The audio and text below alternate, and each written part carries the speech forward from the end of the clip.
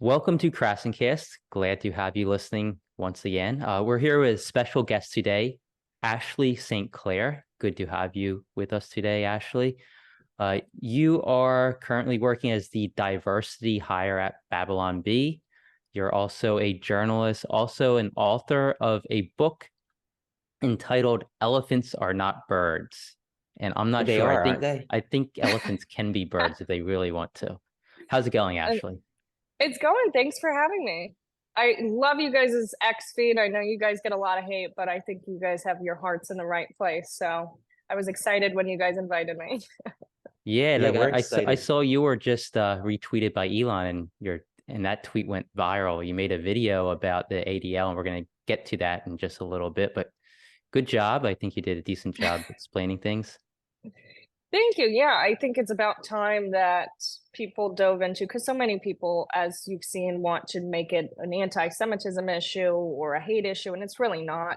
The ADL has a history that more people should know about. More people should know about, ironically, all of their defamation cases that they have had to pay out on. Yeah, so we have to touch on that. You had that post last night.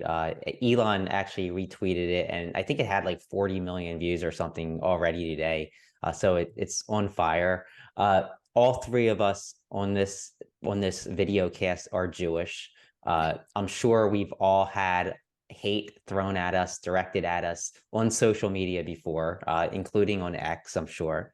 Uh, I respect the ADL. I think that they've done good for society, but I also understand that, at least I think that maybe they tried to reach too far when it came to X, and maybe they didn't give X and Elon the time required to actually figure things out before criticizing him and maybe trying to get some advertisers to pull out. I'd just love to hear your thoughts further on that. Yeah, I would agree with everything you said, but I don't know that they should have given them time because I don't think any organization should really be in the position of, we'll give you some time to sort it out and censor people. And what they were doing is they were calling for certain voices, certain opinions to be silenced on the platform. And, that would be one thing if they weren't an organization that has a history of pressuring companies like Facebook. They did this to Facebook and Mark Zuckerberg back in 2020. And in 2 days, just in 48 hours, the ADL, their pressure campaign, caused Facebook to lose 60 billion with a B, $1 billion in 2 days from their market value.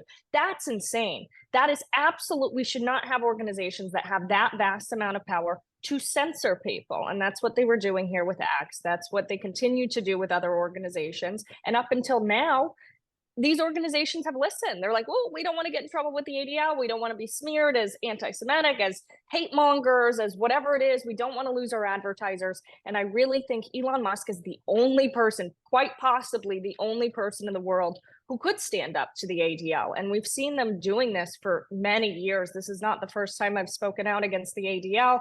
We saw back in 2018, 2019, when they said that this symbol was the white power symbol, and everybody who ever had it in a photo was then getting, labeled by the ADL as hate mongers. And we see what they're doing to Haya Rashik, who's an Orthodox Jewish woman. So it's about time that people started really looking at who the ADL is and that their supposed charter of anti-Semitism, as Elon said, that's really not what they're fighting against anymore. They do in certain capacities, but they've broadly expanded their scope to be these censors and champions of anti-hate content online. So I think I think it's difficult, right? So Elon Musk has his job to allow people to have free speech. That's what his goal is with X. That's ultimately why he purchased Twitter, turned it into X. And advertisers, they just want to advertise their products, their services to the most amount of people possible in order to create sales. And then you have the ADL, who, I mean, I think rightfully so. They're targeting some people that are pushing some anti-Semitic messages, and I don't blame them for doing so. But I don't know if you can really, attack Elon Musk, and there's people calling Elon Musk anti-Semitic for merely for allowing advertisers, allowing people to voice their free speech. I think there's a line, and I don't know exactly where that line should be drawn, but it is Elon Musk's company. Advertisers have a right to advertise on whatever content they want. You know, if they don't want to advertise on certain individual who's voicing anti-Semitic comments on the platform, they don't have to. They can exclude them with their ads. So I don't know if it's necessarily the ADL's place to kind of try and pull advertisers off of X when those advertisers can customize their ads to only show on certain profiles or on certain content. Yeah, Yeah, I think that's what this is. Oh, go ahead. no, you go ahead, and then I just want you to chime in with something that I kind of was going to thought say, about. and this is what the issue is that it's not so much about hate, it's about complete and total ideological compliance is what the ADL is doing here. Because as you said, there has been options for a long time to control what content your ads are placed up against. And look, sometimes people will get it wrong, but we have to let these bad ideas on the platform, if you want it to be a total free speech platform, that free speech is not just speech that you agree with. Sometimes people are horrible human beings and they say really horrible things, but that's part of humans. Humans do that. And they should be allowed to do that as long as it's not illegal. So like something like I thought about is like it's kind of ironic. It's ironic because having a strong advertising base, if X had this strong advertising base, it would actually help the ADL's cause. And I'll tell you why. It's because Twitter's new monetization algorithms reward those with compensation based on whether or not somebody is going to advertise against that content. So the more ad revenue that there is to basically reward positive free speech, the more incentive there is for that positive free speech. So by taking away ad dollars, you're actually going to be pushing that more hateful speech, because the reward system of paying out posts that advertisers prefer will actually push that hate speech aside a little bit.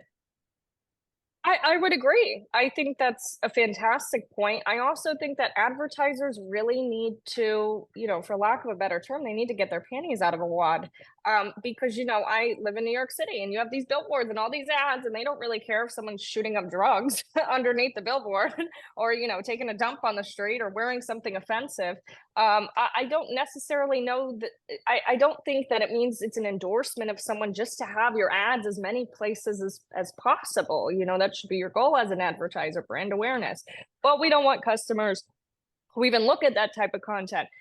I just think it's gotten so far one way, and what we're witnessing right now is, we're correcting it. We're correcting the overcorrection. But I also think advertisers have just gotten too crazy about this stuff as well. Yeah, I think advertisers are afraid, but at the same time, I don't think the majority of people, I'd say 90 to 95% of the people who are reading a post on X, I don't think when they see an ad under that post, they're saying, oh, this advertiser endorses this post. I mean, I guess there's probably some old people who just don't understand how things work on the internet still, who might think that, but I think the vast majority of people don't automatically assume that. That's my point. And it's like, most people don't think you and I are sponsored by DraftKings because there's a DraftKings ad in our replies. So I really think we have to take a step back on the brand safety stuff and say, okay, what's really going to impact our brand? Are people going to look at our brand differently because our ad was under a post coincidentally that had a naughty word? Or I thought that you were sponsored by Cheech and Chong, no? Yeah, the gummies, right? I don't live in Colorado anymore. But it's a lot. I think it's too much. Everyone's always complaining, everyone's always offended, and we raise this generation who thinks they have a right to not be offended. And in my opinion, it's led to a lot of these tiresome conversations that really aren't very productive in the grand scheme of things. So is it okay to deplatform somebody for hate? Is it okay to give somebody a platform? No, I never think it's okay to deplatform anyone unless they're doing something that's unlawful. I think I'm very much a free speech absolutist because I do care about countering hate, because I do care about having, us all have open dialogue and get along better. And what happens when you censor people, it actually has the adverse effect, because then these ideas, these quote unquote bad ideas, are no longer out in the public square where they can be criticized or challenged or debated. Then you have these people and these ideas going to the dark corners of the internet where this radicalism festers and it grows. And yes, it only becomes worse in these dark corners. And, we want to shine a light on it. We want people, and I don't know if you guys noticed this, but I did see a rise in certain comments when Elon first let everyone back on. And what I think happened was people were like, okay, let's test it. Let's see if it's actually free speech. And some of these unsavory characters who came back were then testing the limits.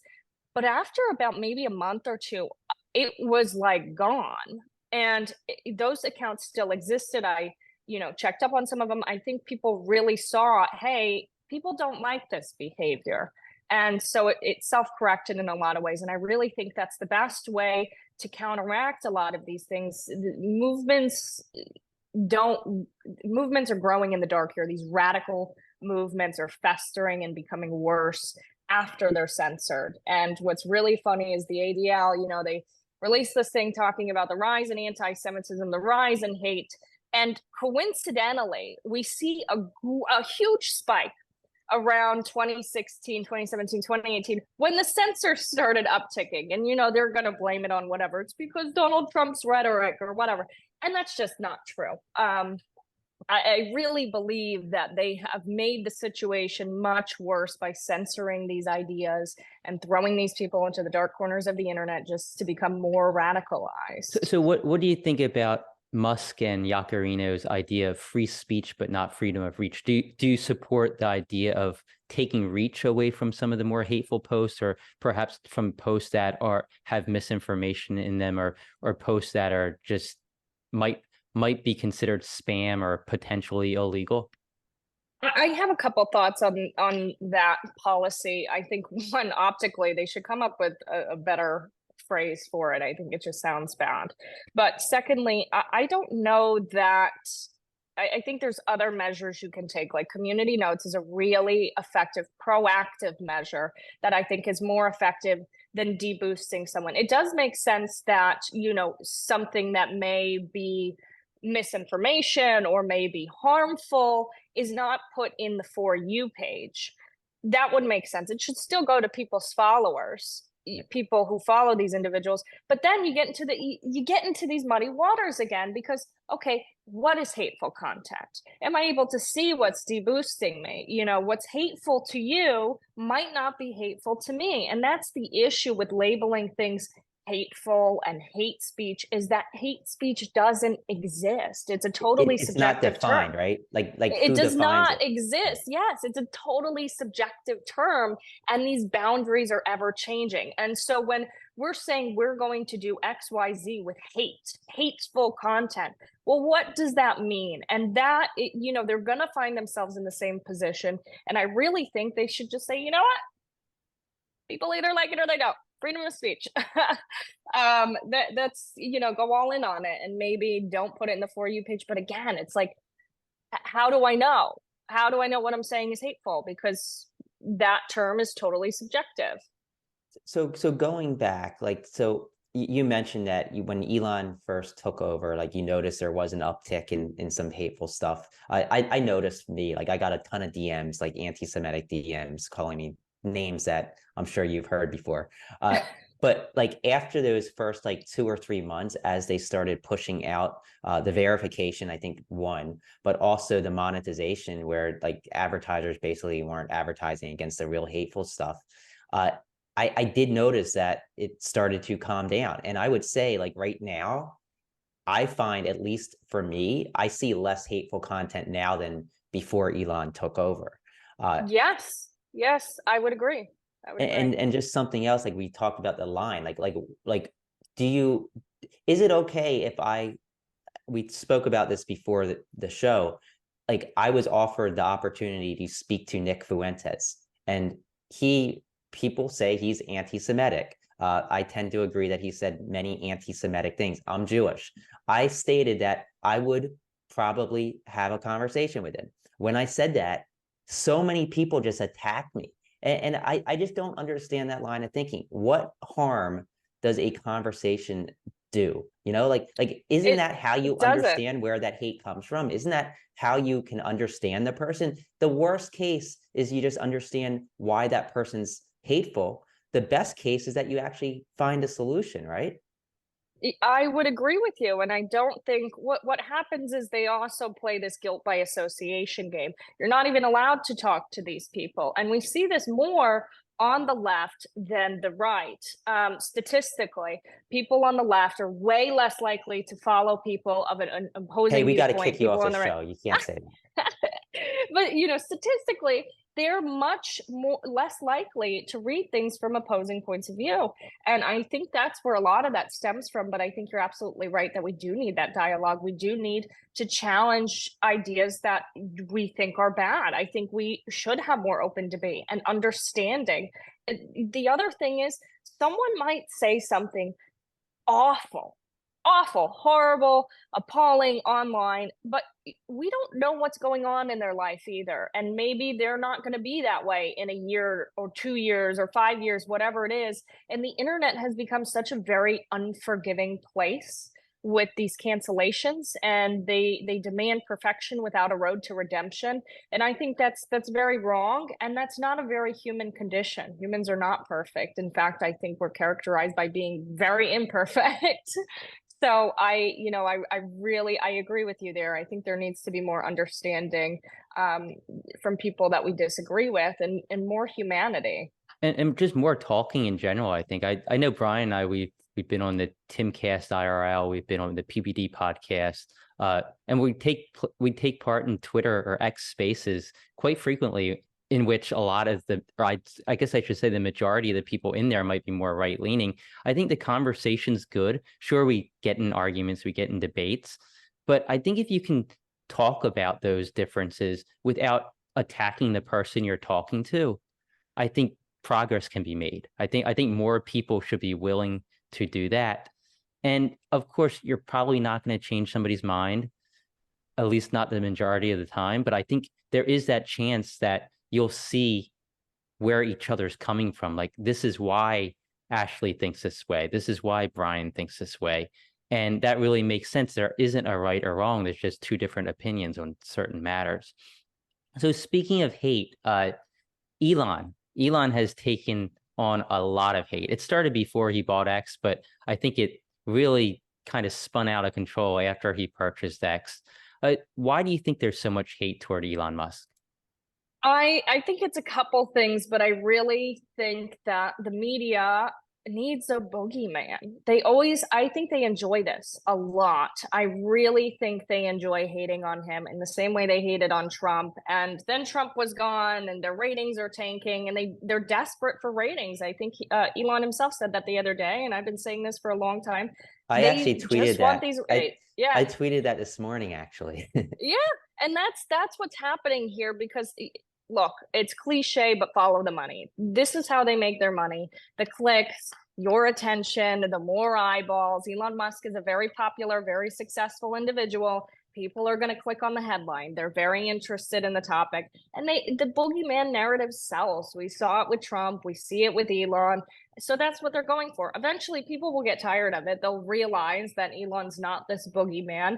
And I also think he's changing multiple industries very rapidly, especially in relation to big tech. And people are not going to be happy with change in general, even if that change is a positive change. So I think there's also people who just want him to sit down and shut up and let things be the way they've been for so long. But he's not really having any of that. So I agree with everything you said. I feel like Trump left this void, right? At least for the left. And they need a villain. I think that's the way the media works. They thrive on clicks. Clicks equal money. And you don't get clicks unless you have a villain to basically center your topics around, center your stories around, and get people coming back. And just to even things out, I'd say the right does the same thing. Oh yeah, I mean, the right had Hillary, and then Hillary's kind of faded away now that they have Biden.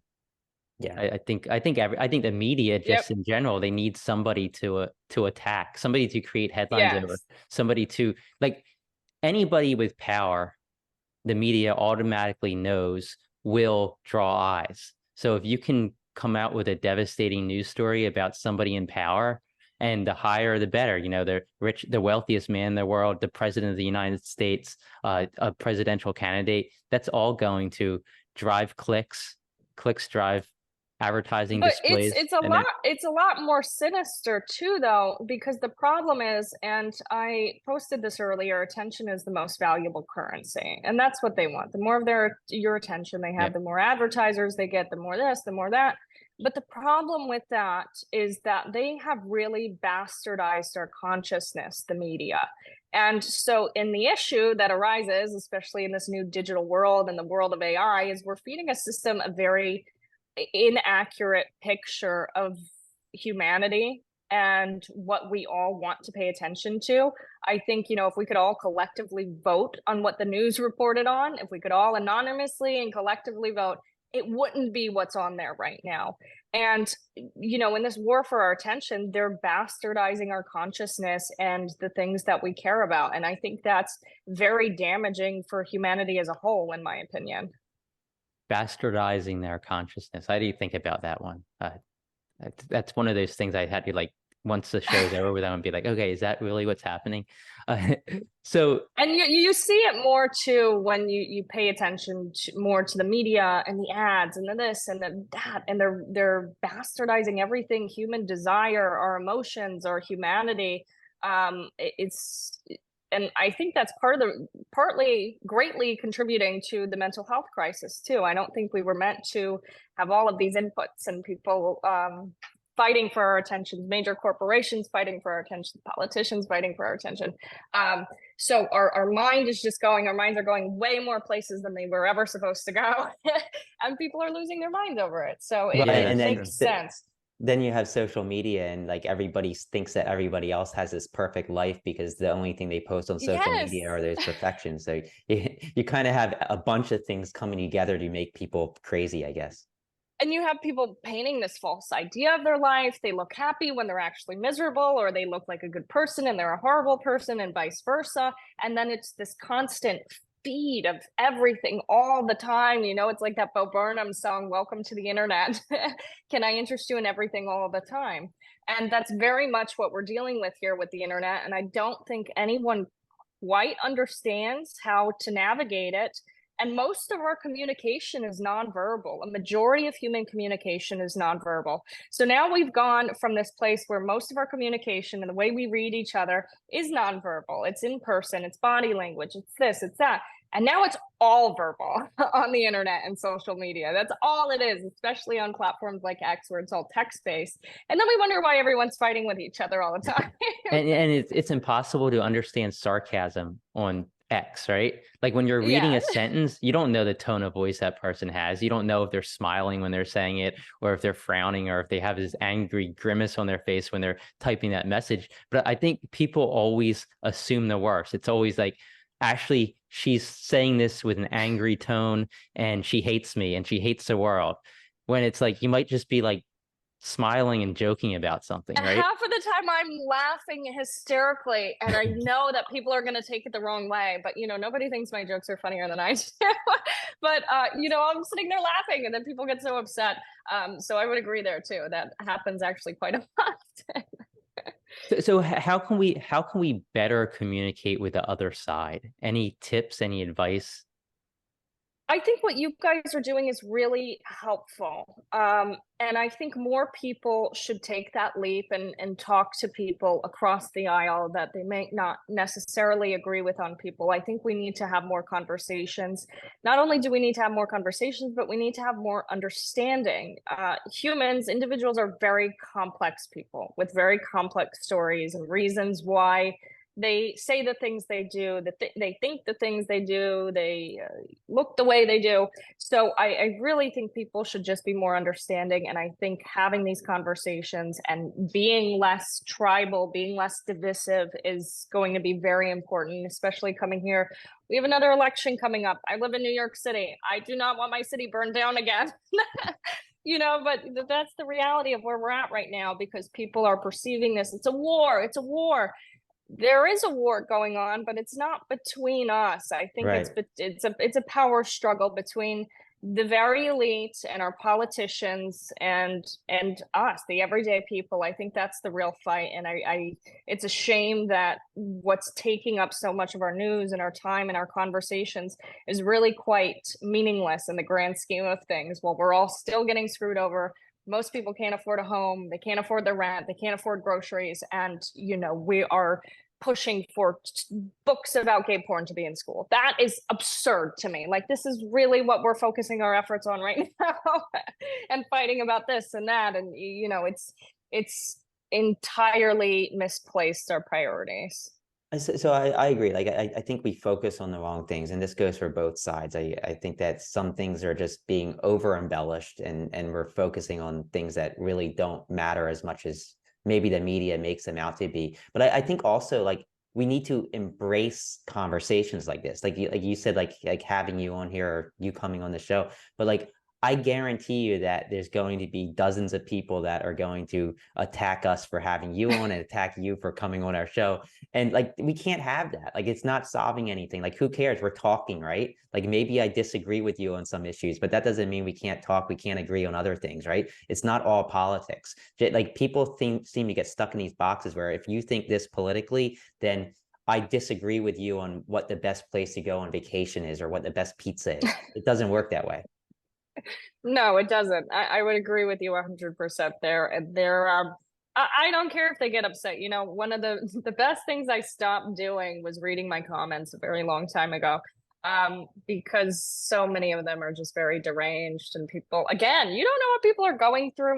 You shouldn't take it seriously. People shooting from the hip and saying nasty things online, Yeah. or hating on you for talking to me or talking to people on spaces, I think is just pretty ridiculous, especially when you're not able to have a full picture of who that human being is. The person criticizing you might be a horrible person who goes home and beats their wife and kicks their dog. You have no idea. Or the So, person agreeing with you, complimenting you, might be that horrible person. The person yes, disagreeing with you yes, might be like the yes. best person in the world, right?